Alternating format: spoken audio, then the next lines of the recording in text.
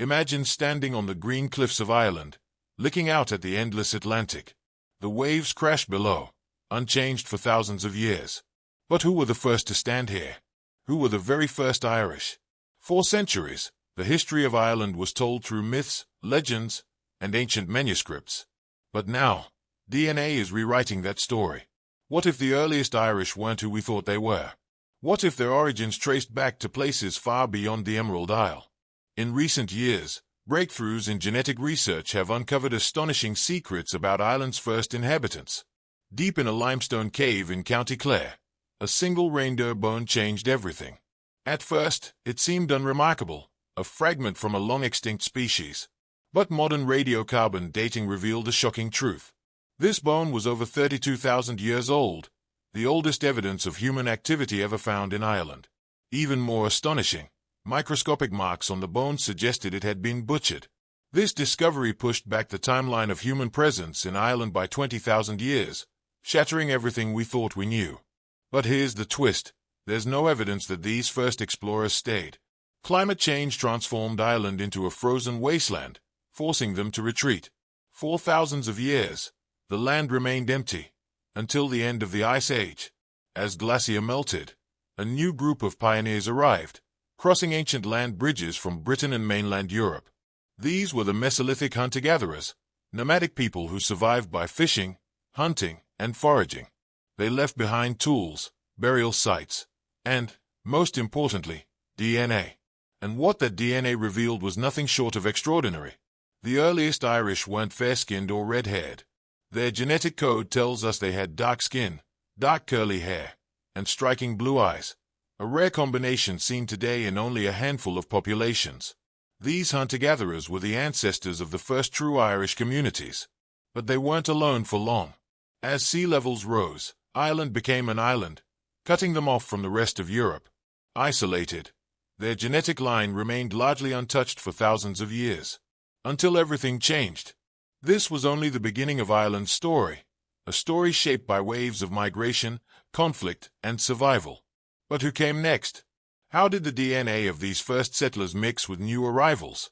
And what unexpected origins might still be hidden in the Irish genome? Stay with us as we uncover the true genetic history of Ireland, a story more ancient, complex, and surprising than anyone ever imagined. For thousands of years, Ireland stood at the edge of the known world, a land of mist, mountains, and mystery. But beneath its rolling green hills and windswept coastlines, the island holds a far deeper story, one written in the very DNA of its people. To understand where the Irish came from, we must go back, far back, to the very first footsteps on Irish soil. After the Ice Age, when glacier finally retreated, a new kind of explorer arrived. The Mesolithic hunter-gatherers, the earliest known permanent settlers, made their way to Ireland around 10,000 years ago. They fished along the rivers, hunted red deer in the dense forests, and lived in small, nomadic groups. Their tools, carefully carved flint blades and bone harpoons, offer us a glimpse into their daily lives. But their most valuable legacy, the traces of their DNA, preserved in ancient Irish burial sites. One such site, a limestone cave in County Limerick, yielded an astonishing discovery: the skeleton of a man who lived around 7000 BCE. When geneticists sequenced his DNA, they uncovered a shocking revelation. This first Irishman did not look like the Irish we imagine today. His genetic makeup revealed dark skin, deep brown curls, and piercing blue eyes. This combination, now extremely rare, was once common among Western European hunter-gatherers. It tells us that the first Irish weren't pale-skinned Celts, but rather a much older people, distantly related to similar populations in Spain and France. For thousands of years, these hunter-gatherers remained isolated. But around 4000 BCE, everything changed. A new wave of settlers arrived, bringing with them something revolutionary: farming. These Neolithic farmers came from the Fertile Crescent, the birthplace of agriculture, and their impact on Ireland was profound. They cleared forests, built massive stone tombs like Newgrange, and most importantly, reshaped the genetic landscape of the island. Unlike the dark-skinned hunter-gatherers, these newcomers had lighter skin and brown eyes, traits that would become dominant in the Irish gene pool. But there was something else hidden in their DNA: a mutation that allowed them to digest milk into adulthood. This single genetic trait, carried by these Neolithic farmers, would later spread throughout Ireland, making it one of the most lactose-tolerant populations in the world today. With their arrival, Ireland transformed from a land of wandering hunters to a place of villages, stone monuments, and complex societies. The Irish had begun their long journey towards civilization. But this was only the first of many waves of migration. Soon, the Neolithic farmers would be joined, and in some ways, replaced, by a new people, one that would shape the very identity of the Irish for millennia to come. Who were these newcomers? Where did they come from? And how did they leave their mark on Irish DNA? The answers will change everything you thought you knew about the origins of Ireland. The arrival of farming in Ireland set the stage for the next great transformation, but it was only the beginning. Around 2500 BCE, a new group of people swept across the island, carrying with them advancements that would reshape Irish society. These were the Bell-Beaker people, warriors and metal workers who introduced copper tools, gold ornaments, and a revolutionary new skill, bronze making. Unlike the farmers who had come before them, the Bell-Beaker migrants were not simply a cultural wave. They brought with them a genetic shift. Ancient DNA reveals that their ancestry traces back to the Pontic steppe, a vast grassland stretching from Eastern Europe to Central Asia. These were the same people who had spread across Europe, bringing not only metallurgy but also the very roots of the Celtic languages. So, how much did they change the Irish gene pool? The answer is astonishing. When researchers sequenced the DNA of individuals buried on Rathlin Island, they discovered that up to 90% of the genetic ancestry of modern Irish people comes from these Bronze Age settlers. This was not a slow integration. This was a near-total replacement of the earlier Neolithic population. But genetics wasn't the only thing they brought. These newcomers also carried blue eyes and fair skin, traits that would become defining features of the Irish people. More importantly, they carried a mutation, one that remains highly common in Ireland today. This genetic change led to the high prevalence of hemochromatosis, sometimes called the Celtic disease, a disorder causing excess iron absorption in the blood. Culturally, these Bronze Age settlers also left their mark. The great stone circles and burial mounds of Ireland were built or expanded during this period, evidence of a society that placed great emphasis on ritual and ancestry. Their warrior culture gave rise to chieftains, skilled metal workers, and trade networks that stretched as far as Spain and Scandinavia. By the end of the Bronze Age, Ireland had transformed once again. The genes, the customs, and even the very language of the people had shifted. The Irish were now deeply connected to a much larger European world. But just as they had settled into this new identity, another great migration was on the horizon, one that would forge the legendary Celtic Ireland that we recognize today. Who were the Celts? Were they a people, a culture, or something more? And how did they shape the very essence of Irish identity? The answer lies buried in Ireland's Iron Age past. The story of the Irish people takes a dramatic turn around 500 BCE, when a new cultural force began to reshape the island. These were the Celts, a people whose influence would become so deeply ingrained in Irish identity that their language, traditions, and legends would endure for over 2 millennia. But were the Celts a single invading group, or was their arrival something far more complex? Unlike the Bell-Beaker migrations before them, the Celtic expansion into Ireland was not a simple replacement of the population. Instead, it was a gradual cultural and genetic integration, with waves of migrants arriving from Gaul, Iberia, and Central Europe. The ancient DNA record suggests that while the genetic impact of these newcomers was significant, the core ancestry of the Bronze Age Irish remained dominant. However, what the Celts brought was more than genes. It was a new way of life. They spoke Proto-Irish, an insular Celtic language that would eventually evolve into modern Irish Gaelic. They introduced advanced ironworking, giving Irish warriors superior weapons and tools that revolutionized farming and warfare. With them also came a warrior aristocracy, forming the basis of the clan system that would define Irish society for centuries. Perhaps most intriguingly, the Celts left behind a rich mythology, filled with tales of powerful gods, heroic warriors, and mystical druids. From the epic sagas of Siu Chulainn to the legend of the Tuatha De Danann, these stories would be passed down for generations, blending the real and the mythical into the very fabric of Irish identity. But one question still lingers. Did the Celts invade, Or did Ireland simply absorb their culture over time? Some theories suggest that rather than a military conquest, the spread of Celtic identity in Ireland was a slow transformation, where the ruling elite gradually adopted Celtic language and customs, much like the later Romanization of Europe. Regardless of how they arrived, the Celts laid the foundation for the Ireland we know today.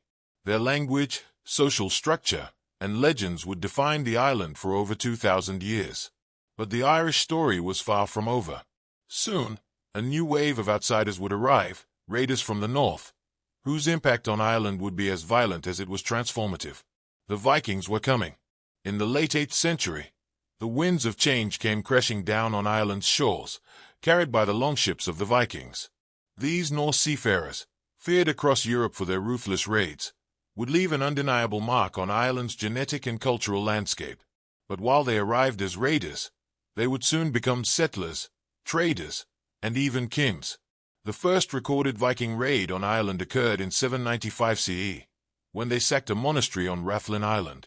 This was the beginning of nearly 200 years of Norse activity, as they plundered the rich monastic settlements, taking gold, relics, and slaves.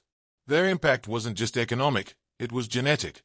The latest DNA research has uncovered clear evidence of Norwegian Viking ancestry among modern Irish populations, particularly in Dublin, Waterford, Wexford, and Limerick, all cities founded by the Norse. Unlike earlier migrations, which integrated gradually, the Viking presence in Ireland was disruptive. These warriors didn't just blend in, they fought for power, creating their own Norse-Irish dynasties. But over time, something unexpected happened. The Vikings began to assimilate into Gaelic society, adopting Irish customs, intermarrying with local families, and even speaking the Irish language. They became the Norse Gaels, a hybrid people whose legacy would shape Irish history for generations. Yet, the Viking era wasn't just about destruction, it was also about transformation. They introduced new trade routes, connecting Ireland to the wider world. They built the first real towns, shifting Ireland from a land of scattered kingdoms to a more interconnected economy. They even influenced Irish warfare, bringing chainmail, battle axes, and advanced shipbuilding techniques that would later be used against them. By the 11th century, the Viking influence in Ireland had faded. The Norse cities, once powerful strongholds, had been absorbed into the ever-changing Gaelic world. But their genes, their trade networks, and even their names remained. And just as Ireland had adapted to the Norse, a new invasion was looming on the horizon, one that would change the island forever. The Normans were coming. For nearly 4 centuries, the Normans reshaped Ireland's political and genetic landscape, leaving behind a legacy that still lingers in Irish DNA today. But their arrival was not just another wave of migration. It was an invasion that would redefine the power structures of the island.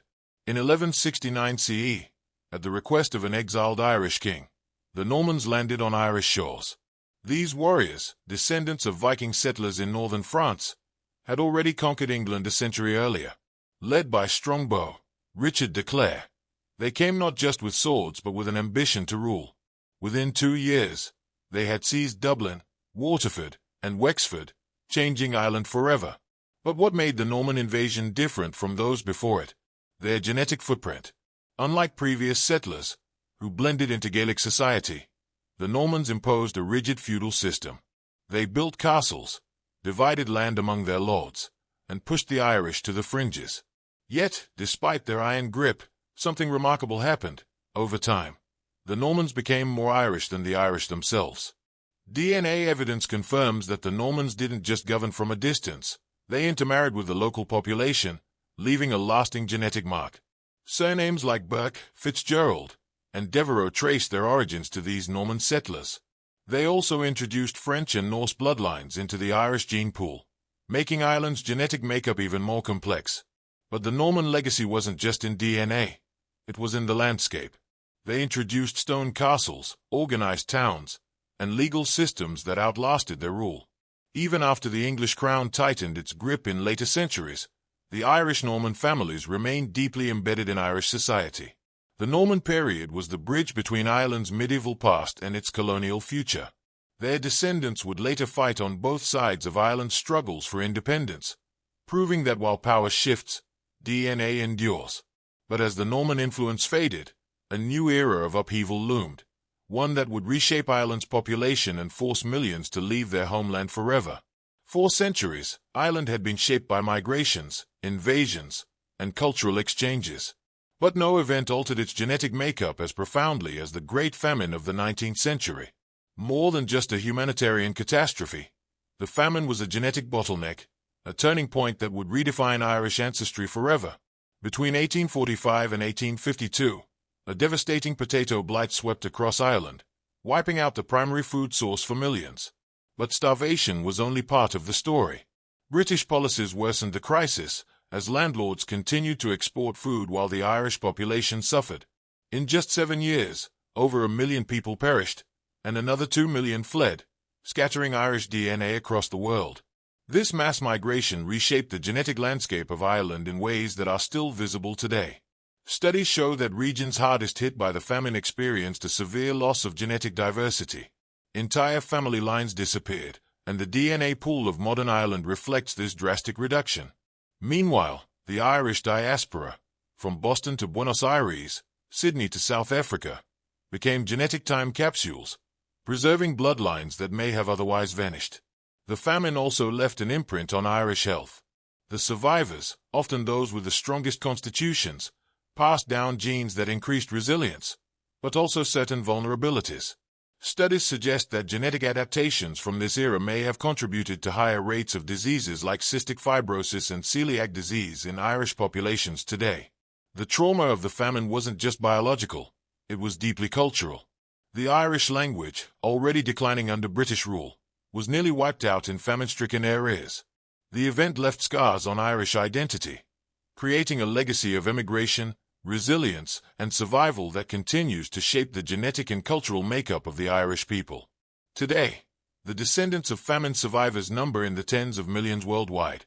Whether in America, Canada, Australia, or beyond, their DNA carries the story of one of history's greatest tragedies and of a people who refused to disappear.